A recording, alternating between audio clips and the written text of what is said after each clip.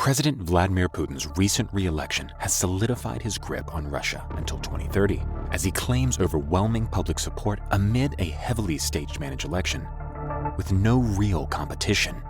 There seems to be a part of the population that is not in favor of Vladimir Putin continuing, but it's very dangerous to openly oppose Putin right now.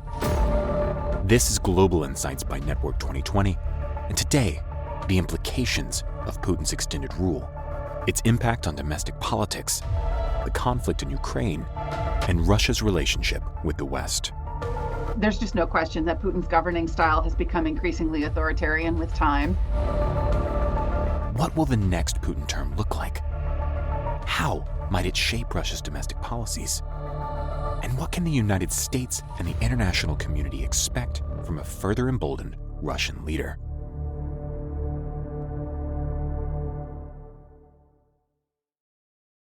Joining us today is Kimberly Martin and Catherine Stoner. Professor Kimberly Martin is a professor of political science at Barnard College. She specializes in international relations, international security, Russia, and environmental politics. Dr. Catherine Stoner is the director of the Center on Democracy, Development, and the Rule of Law and is senior fellow at Stanford University. Moderating the discussion is Courtney Doggett, president of Network 2020.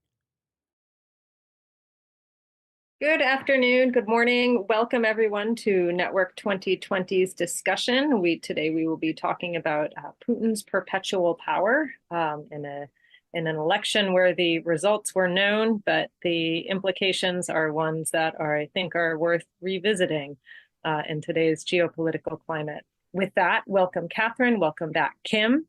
I think we can have a very interesting conversation today, and I look forward to the question. So, Kim, starting with you, Putin's re-election in the Russian presidential election was a foregone conclusion after 24 years of power. I remember studying in Russia back when I think he had first come to power, and that was a long time ago. How has he or his governing style changed over this period of time? And why go through the election process again, given the very obvious results? Thank you for having me on today, Courtney, and it's good to see Catherine, and thank you all in the audience for joining us. There's just no question that Putin's governing style has become increasingly authoritarian with time. We have watched this happening gradually and then not so gradually. So we know that no dissent is tolerated in Russia and that the election was completely rigged. What was kind of interesting is that there were these three alternative candidates who were running in the election. And we just learned from Meduza the other day, an online source that provides very interesting Russian news, that because they just magically made more than 3% of the vote for each of them, their political parties are going to get a hefty payout from the Russian government for having them be running. And so that's why those people ran against Putin. But as far as what purposes the election serve, I think there's three. The first one is it is, a veneer of legitimacy. It allows Putin to continue to tell everybody that he won the elections and that he's the legitimate president. I think more importantly, because so many people were forced to vote by having their phones be watched, by having their companies, if they work for the state in any way, which many people do work for the state, watching to see whether they voted and how they voted. It's also a way of making ordinary people complicit in the Russian system. And this is another technique that Putin has used, just like the old KGB used to use in Stalinist times. If you turn everybody into an informer, then everybody's complicit in the system. If you make everybody vote and actually make a positive mark on that ballot, then you have turned them complicit because they have essentially given their implicit agreement that they are participating in the system.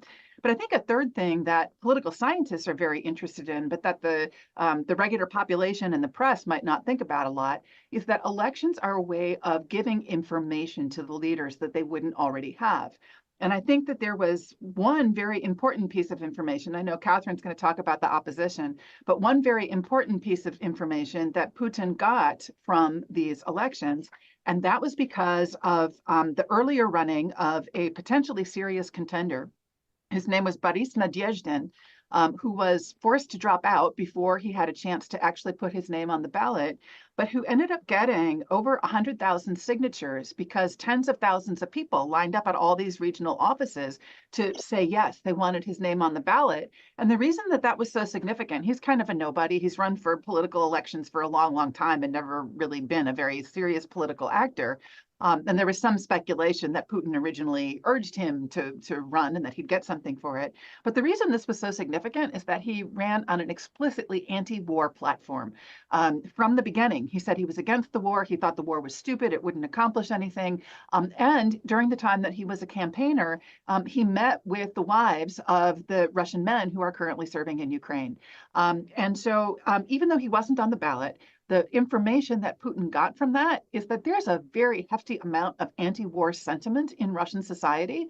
And in particular, that means that probably Putin doesn't want to do another round of mobilization to go fight in Ukraine. Because if he were to mobilize even more and more men to go fight in Ukraine, that is going to significantly undercut his popularity, which has sort of, follow-on effects for how the elites think about him and his notion as being the correct person to stay in power. So I'll stop there and let Catherine take the rest.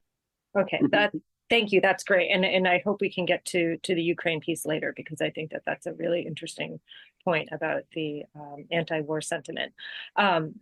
Catherine, turning to you, I wanted to talk about the news that happened right before the election, which was the death of Alexei Navalny, the leader of the political opposition in Russia.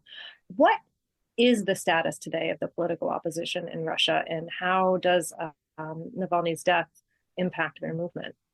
So I should say he was one of the leaders of a very disparate opposition, and another one had been assassinated in 2015, Boris Nemtsov. So I think we see, first of all, in terms of support, building a little bit on Kim's excellent comments. There's not going to be a heavy debate between the two of us. I think we're probably in emphatic agreement. But sort of building on that, not only did Nadezhdin's drive to get signatures to get on the ballot, and of course the regime did what it always does, is find a reason to dismiss those signatures as illegitimate. Beyond that, the turnout really mattered, right? So that's why there was so much mobilization. This is the first time they've ever had a presidential election over 3 days instead of just in 1 day. This is the first time there's been an electronic voting option for maybe about a third of eligible voters. Apparently turnout there was something like 99% with the electronic voting system. There were mobile voting boxes. So if you couldn't make it to the polls could come to you. And it's kind of difficult to dismiss somebody who comes to your door with the ballot to say you're too busy to vote, right? So turnout really mattered because he wanted an emphatic mandate for the next 6 years. And of course, he could be president for 6 years beyond that. So what about the opposition? As you mentioned, Alexei Navalny died.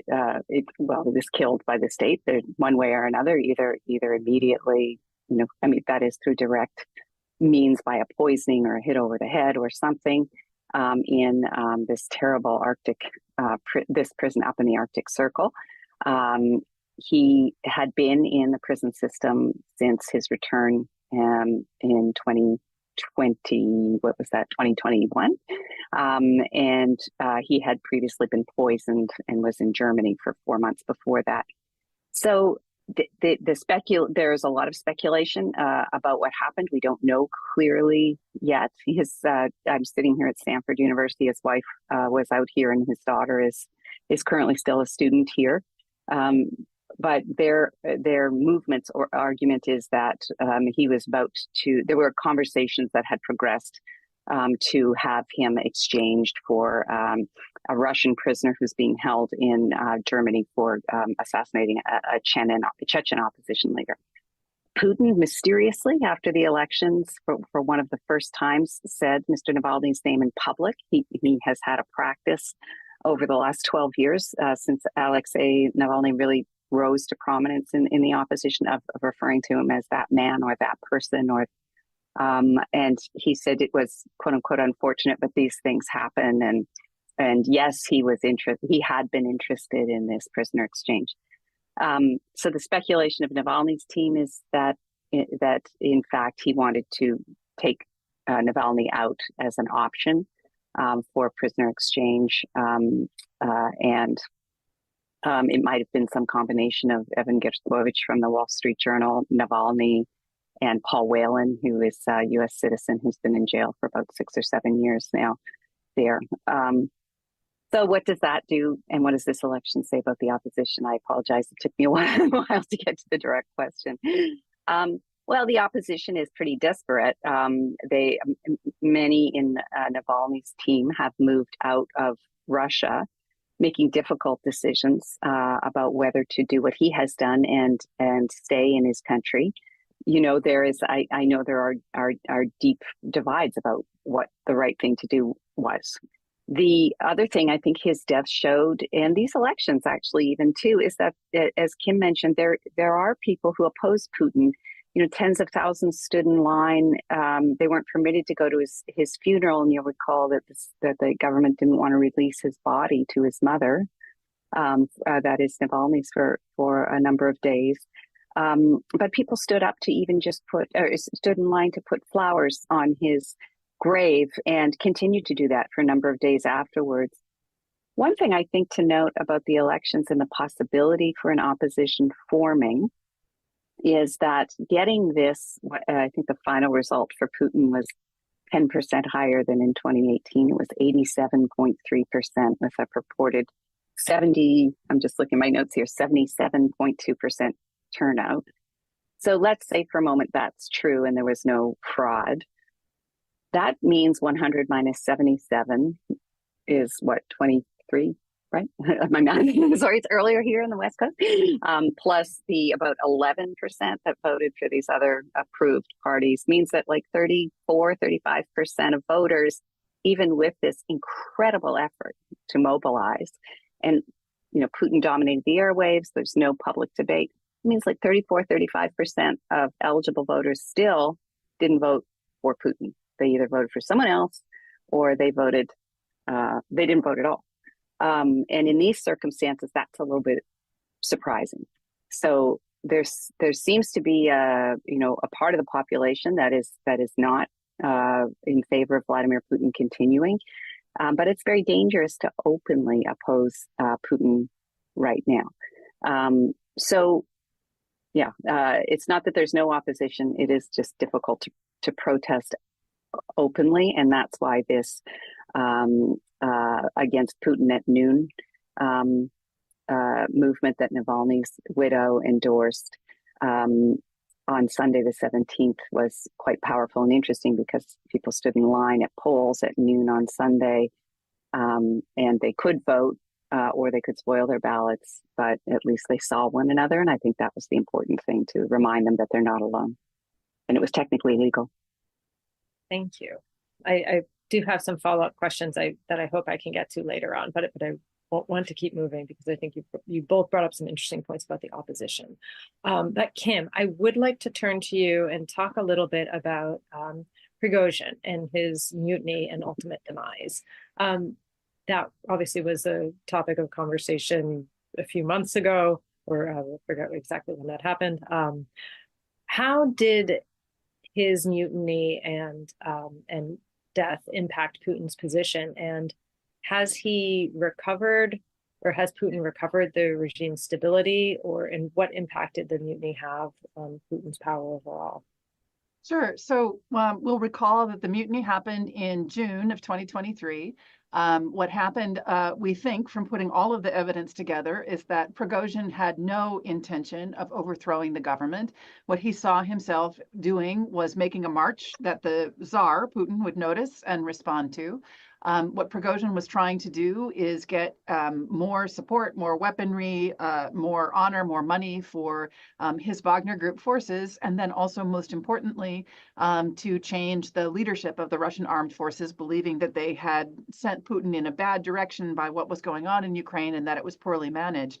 What Prigozhin did was to make basically two mistakes. The first was he was under Putin's protection and his head got too big for his roof, right? So he was being supported by the Kremlin for what he was doing. He was given a lot of leeway. And he seemed to believe that he had more power and more authority and more leeway than he actually did. And so that was one of the reasons why Putin had to react. And the second thing, of course, that happened during the mutiny is that some of his forces, and probably not under his command, but some of his forces shot down Russian military airplanes and helicopters that were flying overhead of the protests and killed some Russian servicemen. And so this could not have gone by without Putin responding for both of these reasons, both to keep the support of the military and also to ensure that somebody's head didn't get too big for their roof and that they understood who was actually boss. One thing that complicates this, though, is that we also know that there were about a dozen Russian military high-ranking officers who were apparently supportive of the mutiny. And after the mutiny happened, there appears to have been some purge. Those people disappeared. A couple of the very prominent ones were fired. And so that's an indication that the instability went beyond just what the Wagner group was trying to do, because they were supported by people who were within the realm of power. So immediately after it happened, Putin looked weak because it seemed like he didn't know how to respond, like this took him by surprise. And for 2 months, he didn't do anything. And it even appeared that Prigozhin was continuing to be able to talk about sending his troops to Africa, had gotten millions of dollars returned after the FSB had seized it, and that, Prigozhin was going to be just fine. But I think when the airplane, whatever happened, the blowing up of the airplane occurred in August, that sent a very strong message that Putin was actually in control and that sooner or later Putin was going to get you. And I get asked the question all the time, did Prigozhin really die, or was this just a setup? And is Prigozhin living on a desert island somewhere? And the answer to that is that it doesn't really matter, because when the explosion happened, whoever was killed in it, whether anybody was killed in it, Prigozhin ceased to have any political influence. And now what we see happening with the Wagner group is that the forces who had been engaged in the mutiny, who were primarily the ones who had been fighting for Wagner in Ukraine, in Bakhmut primarily, and then had gone back to Russia after their mobilization period had ended. Those people were primarily Russian prisoners that Prigozhin had gotten out of prison in return for their willingness to serve for Wagner, and that meant that they were intensely loyal to Prigozhin. And at first they were sent to Belarus, but then very importantly, we now know that the remnants of them were put under the control of Rosgvardia, the Russian National Guard. And the reason that that matters is that that is under Putin's direct command. It's not under the military. It's not under anybody else. And the person who is the director of Rosgvardia, the person who actually commands and controls their everyday activities, is a man named Zolotov, who has been Putin's bodyguard and close friend since Putin served in the mayor's office in St. Petersburg in the early 1990s, and who was implicated with Putin in some organized criminal activities that happened in St. Petersburg at that time that were then suddenly hushed up. And so Zolotov has every reason to be intensely loyal to Putin. And so the immediate problem seems to be taken care of. And the one question that I would have going forward is, if there is leadership instability at some point in Russia, if Putin dies in office, or if there is some attempt to go against him, what happens to Rosgvardia? And what happens to all these men who now have heavy weapons at their disposal, who have actually engaged in combat, when the person that they're supposed to be individually loyal to is off the scene or is being challenged? And so that's what I'd be most worried about going forward.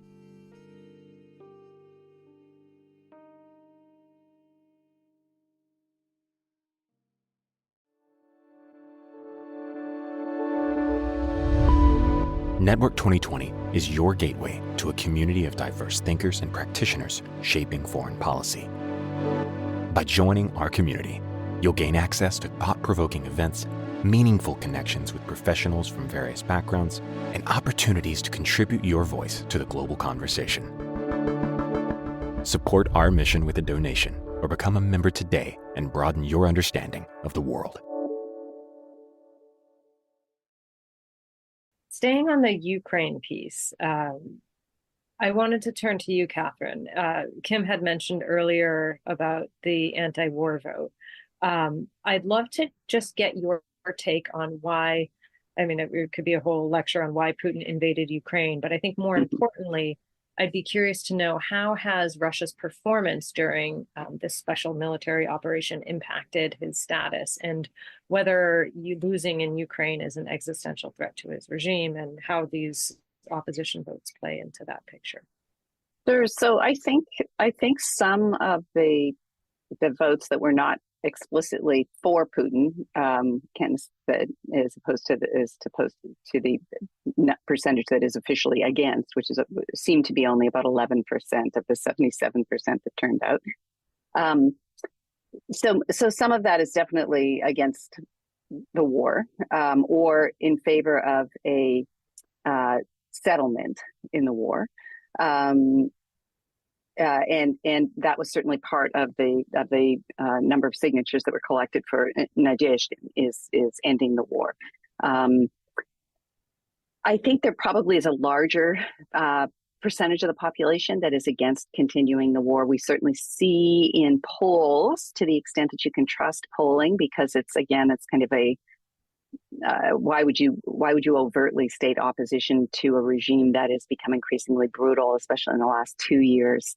If you can get around it, the easiest thing for most citizens to do would be to say, yes, I completely support everything the president is doing in the war. And so I think we do see a few signs, though, of people being exhausted by this in Russia, especially in this organization. It's relatively small, but they do and have been permitted so far to have some protests at monuments, and even in downtown Moscow, called the Road Home or the Path Home, which is wives of and family members, mostly women, of mobilized soldiers who have been on the front line for 1 year, 2 years, and their families feel they've done their duty, and they'd now like them to be able to be relieved.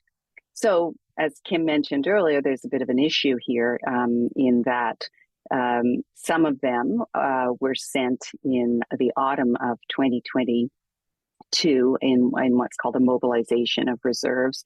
Russia mostly professionalized its army, so it is not a primarily conscript-based army anymore. However, there is a percentage, and Kim will know more about this than me, because this is one of the many things she writes on. There is a percentage, maybe 10, it's supposed to be 10% or so, that are now officially conscripts. But there is this also reserve force, and then, people got a little dizzy with success, and as Lenin used to say, with trying to turn out troops in this mobilization in the fall of 2022, and a number of people who maybe shouldn't have been on the front line suddenly were on the front line, and the Russian way of war has turned out to be what it was in the past, even despite the military reform that they've gone through, which is to throw bodies when you run out of ammunition. And so they have a very high casualty rate. Our official CIA figures that came out last fall were, and I think the British Defense Ministry has also issued figures of 315,000 casualties in the first 20 months or so. Kim can correct me if that's wrong. And by casualties, that's either deaths or being so badly injured that you can't return to the battle. So that, if accurate or in the ballpark, would be more casualties than in any conflict, including Afghanistan, right, Kim? That the Soviet Union or Russia has been involved in since the Second World War. That's huge. So I think we're seeing some, in polls, more people saying that even if they're technically saying they're for the war, they're also in favor of negotiating a settlement. The question is, what are the terms? So, and that changes and varies by age as well. Great, thank you. Kim, I'd like to turn back to you. You mentioned Rosgvardia.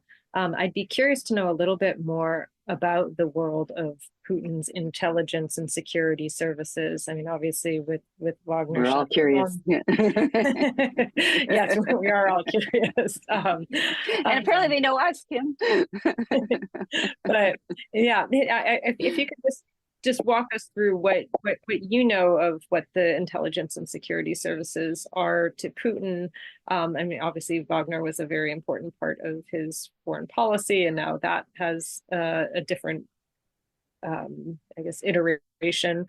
So I'd be curious just to hear a little bit more about those sectors in terms of his power. Sure. Well, it's a very complex question. And so let me just start off by saying that there are three major intelligence agencies. There are some others that have been absorbed along the way. One is the FSB, which took over the domestic roles of the KGB when the Soviet Union fell apart, and also has always had responsibility for intelligence gathering in the former Soviet states, because after all, those aren't foreign, they're actually domestic.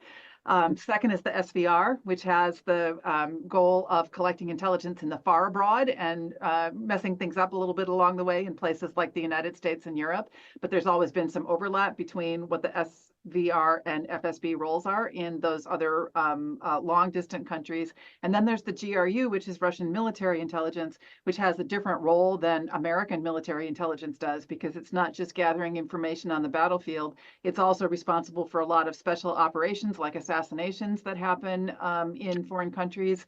And it has responsibility for putting sleeper agents behind the lines and getting ready to mess up things in the deep back of the enemy if a war were about to happen. And there has always been overlap between the jobs of each of those forces. And many people have believed that Putin has enhanced the competitiveness between them to try to keep them divided and therefore not able to wage a conflict against him. Of course, he himself comes out of the KGB and then after that out of the FSB. And so he has, but part of the role that he had in the KGB would have been taken over by what's now the SVR. Complicated relationship, multiple agencies, overlapping goals. What has become clear with time, and this has been happening more and more recently since the invasion of Ukraine, they are cooperating with each other in a way that they didn't used to do. And so it seems like the cohesion among them is actually growing. And one of the reasons that they are so significant for the conflict in Ukraine is that it's very clear that they gave Putin bad information about what he would find on the ground in Ukraine. They took existing public opinion polls that showed that in 2021, President Zelensky, the president of Ukraine, was beginning to lose popular support because he wasn't doing enough to clean up corruption, and he was going to face battles going forward, and there was conflict within Ukraine about whether or not there should be some kind of an attempt to make a settlement with Russia after what was going on in eastern Ukraine and Crimea and so forth. That Zelensky wasn't doing well, and the intelligence agencies took that information and switched it to being that Ukraine would welcome foreign intervention and that would easily fall if there was an intelligence operation to assassinate Zelensky and put somebody else in his place. So we know that at least that is part of what happened in terms of why Putin invaded Ukraine. He got bad information.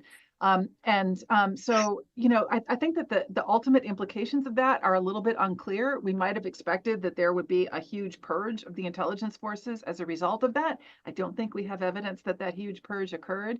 But then the Wagner group is very much associated, has been very much associated with the GRU, with Russian military intelligence. And the information that we have about what used to be the Wagner group and may still be the Wagner group, who knows, that's on the ground in Syria and in a variety of African countries, is that they are now much more strongly under GRU control, and that the man in the GRU who had been responsible for planning all the special operations, including the assassinations, has gone to these various countries in Syria and in places like, Libya and the Central African Republic and so forth and so on, Mali, and said, I'm in charge here, and we're going to put a couple of GRU agents on the ground in each of these countries and watch what these folks are doing to make sure that they don't get out of hand. And, if you are a member, knowing what happened to the Wagner group, knowing what happened to Prigozhin, and now you've got the GRU guy who was responsible for assassinations with a couple of people watching what you do, that's probably going to keep them in line. That's my guess. Good point. Catherine, Kim just walked us through the security services a little bit. I would love to hear your take on Putin and his policymaking in terms of who's setting the agenda in both domestic and foreign policies. What is your take on what that inner circle or that decision-making apparatus is like these days? So this is the $100 billion question.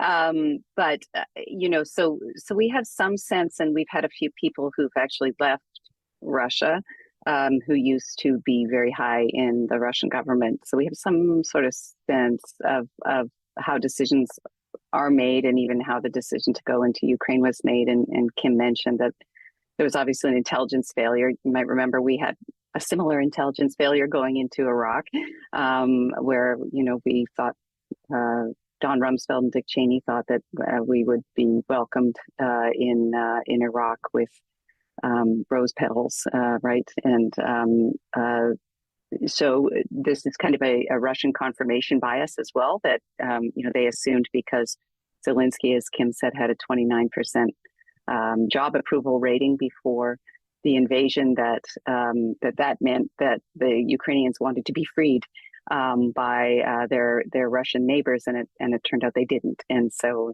rather than bouquets of flowers hitting tanks, it was homemade Molotov cocktails. So I think that's also a problem with authoritarianism, but confirmation bias happened with us as well. Whether there was no WMD, it turned out, in Iraq, and so that I think that authoritarian systems like Putin's has a greater tendency to fall to make decisions based on confirmation bias. So in terms of who's making decisions and in general, and then more specifically about the war, well, so I think it's fair to say that Putin cares about certain things and not as much about other things. And in the certain things that he cares a great deal about, and one is this campaign in Ukraine, which you can only call a special military operation in Russia. You can get into a lot of trouble, even in jail, if you call it a war. He slipped up and called it a war, so he's allowed to call it that, but apparently nobody else is. I facetiously in a piece referred to his election as his special electoral operation, but I see that other people did that as well. So, he's very hands-on, and he is a guy who likes to quote facts as he knows them. Now, the facts may actually not be accurate, but he really likes to talk about facts. And this, you can see this if you look at video from him in 2000 when he was the deputy mayor of St. Petersburg, an appointed position in the 90s. I said 2000, but in the early 90s. And then you can see it now. He really likes that. So someone feeds him information. He cares a lot about the war. He cares a great deal about the economy and keeping the economy going. And right now he cares about a macroeconomic policy in a way that he didn't used to care about macroeconomic policy, as long as, as things were stable and the economy was growing. They have an excellent, technically excellent head of the central bank. It's a woman, one of the few women who's very, high up and has such an important job in the Russian government. There are rumors that, she had wanted to leave after the war began, and that essentially, he wouldn't let her. She is now doing the opposite of what she did to stabilize the Russian economy in terms of macroeconomic policy, not issuing credits. They had budget surpluses before COVID, and then obviously trouble after during COVID. But then they were recovering, and their economy was beginning to grow again. Now, because they're under the heaviest sanctions regime in history, especially on an economy that size, and they're both targeted sanctions against specific individuals, companies, and then entire sectors of the economy. There are exceptions. That's part of our, if you want to get into, we could get very deeply into this, but some of it's pretty technical stuff, but they have found ways to adjust. And he has put a great deal of pressure on financial decision makers, especially the central bank, to find ways to fund, in particular, their military industrial complex. And I know that people are making money from it. So one of the sort of negative externalities, as an economist would say, of our sanctions regime and our targeted sanctions against some of the very wealthy men that we refer to as oligarchs, is that they now don't invest outside of Russia as they used to, because those assets are frozen. So they invest inside of Russia, and now they're making money. because, in order to make a shell for artillery, you need metal. Well, metal prices are now going through the roof. And so, they're getting contracts because of their now essentially forced loyalty to Putin. So suddenly you've got these guys who may have been very ambivalent to negative about the war quietly making a great deal of money from the war, which, kind of keeps it going. They have an interest in that. In terms of who is making decisions around him, well, we think that the head of the Security Council, Patrushev, is kind of with him, a fellow traveler. The former president of Russia, who some of you in the audience may or may not remember, Dmitry Medvedev, technically he's the deputy secretary of the Security Council. He's just kind of a cheerleader now on Telegram. His Telegram channel. It's almost as though it's a different person, but presumably he's in survival mode and fear mode. In terms of other parts of the economy, well, if you listen to or read Putin's State of the Nation speech, which he gave a few days before Biden's, he started with the war in Ukraine and the importance of winning it, and then the rest of it was really on domestic social policy in particular, and so he's clearly making a decision. Again, they're all in on the war, so everything is about the war. Yes, it's existential for his regime. He's made it that way. And this is why, getting back to the elections, it was so important to have an emphatic exclamation point of support for him and his policies, especially this policy, which was front and center through his quote unquote campaign, which, he just dominates the media anyway, which is all now state control. And having a high turnout, really, really important. Even having turnout in these occupied regions of Ukraine, some of which they don't even fully occupy, to show that, look, these are now Russian citizens. They're now voting for me as well. And in return, promising, lower mortgages, payments to people who fight in the war, and especially trying to encourage and heal the demographic problem that they had before and that the war is now making worse by supporting women to have more children. Right. Thank you. In the 2 minutes remaining, I really just wanted to see if we could dig in really quickly, because we haven't talked about the U.S. piece here. I'd love to turn to you first, Catherine, and then Kim. What do you think the U.S. policy should be right now? And I realize that that's not a quick answer question, but what is it you would most like to see? And also, just given that you're both on this sanctioned list, how can there be some sort of diplomatic breakthrough at a time when things are just so bad? So actually, it is a relatively short answer.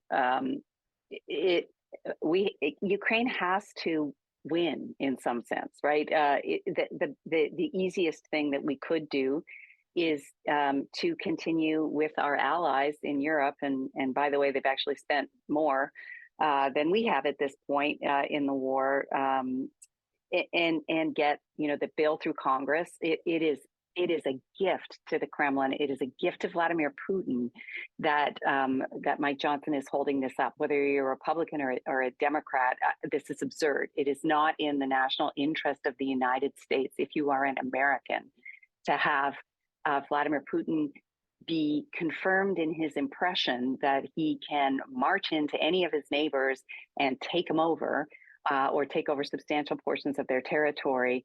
And we will basically, not be there to stop him. So the problem is, if we don't do anything, or if, as President Trump said, once and perhaps future President Trump, I'd let Russia do whatever the hell they want if our NATO allies don't pay into some country club idea of NATO, which is what he has. You don't pay dues into NATO. You commit to pay 2% of your GDP on your own military. So fine, some haven't done that. Fine, some have increased the amount of money that they spend. But they've actually, and that's not a bad thing at all. But to say he would let Russia do whatever the hell they want, well, what they want then is Mr. Putin's been now murmuring about Poland. Poland really started the Second World War, he said recently. And so, the Poles are members of NATO. So Putin has been trying to break up NATO for the last 20 years and the European Union. So if what Mr. Trump is saying is he wouldn't honor the Article 5 commitment of NATO, which is an attack on one is an attack on all, and one of the few times that's actually been invoked is in our favor in Afghanistan when we were attacked in 2001, then that is the end of NATO, and they will continue to march east. So that's the clearest thing we can do is get Ukraine to win, and that might mean not just arming them. They don't want our boots on the ground, and we don't want our boots on the ground, but it's also investing in their own defense industry so that they can deter or prevent Russia from doing this again, even if we come to a settlement. I just want to make sure Kim can answer if she'd like. Yeah, I agree with everything that Catherine just said, so I'm not going to repeat it. I am going to say something about the sanctions part. What we've seen the U.S. doing in recent months is a really good thing. They are picking out the individual companies that are violating the sanctions regime, and they are using secondary sanctions against them. So just for example, China as a state has been very careful not to violate the sanctions with companies that rely on Western trade and Western investment, which is a huge part of the Chinese economy. But there are small Chinese companies that have been violating those sanctions, including on important components of armaments, for example. And what we've seen the U.S. doing recently is picking out those individual companies. And that has two big impacts. The first is it sends a very strong message that we're watching you and that if you violate the sanctions, you will be punished. But secondly, it sends a message about just how strong U.S. intelligence agents are, that they can get the kind of information that allows these extraordinarily specific sanctions to happen against small, actually tiny in some cases, foreign companies have secondary sanctions against them. And so I think that is the major direction that sanctions are going to go from this point forward. There's a limit to how much sanctions against Russia itself can accomplish, but now it's a matter of using secondary sanctions against people who are violating Western sanctions towards Russia. All right. Thank you both. On that note, we are over time. I really appreciate all the insight into this tricky topic. With that, thank you, Kim. Thank you, Catherine. Thank you, everyone. Have a wonderful day. Thank you. Thank you. Thank you for joining us on this episode of Global Insights. Voiceover host and editor for this episode is Casey Craig, with research and coordinating by Anthony Sipe and Brian Tong. You can subscribe to Global Insights on Apple Podcasts, Spotify, or wherever you get your audio. For more analysis, events, and ways to connect with our community, visit us at network2020.org.